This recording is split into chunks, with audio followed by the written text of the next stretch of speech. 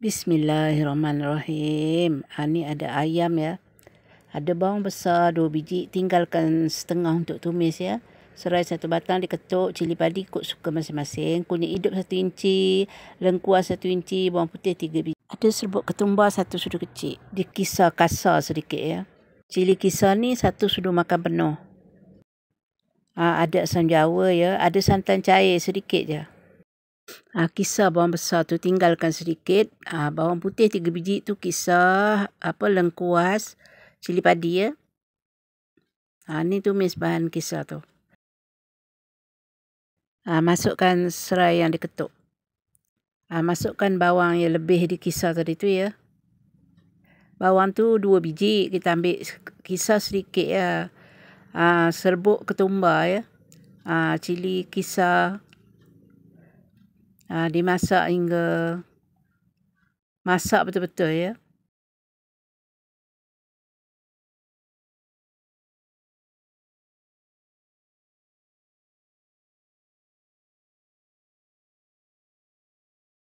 Masukkan air yang bekas lebih kisar tadi tu.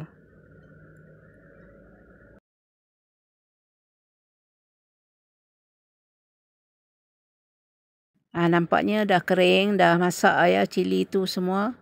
Dah pecah minyak.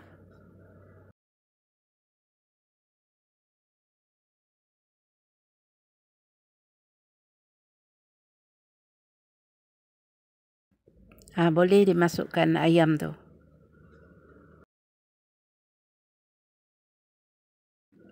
Digaul rata ya ayam tu dengan bahan-bahan tu. Boleh masukkan santan cair tu ya.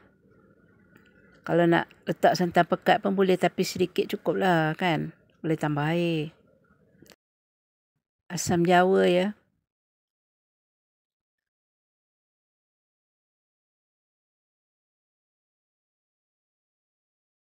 Masukkanlah garam. Sedikit gula ya. Sedikit je. Lepas letak gula tu apa letak air ya. Tak tunjuk pun ya. Lepas tu ditutup biar mendidih dan ayam tu masak.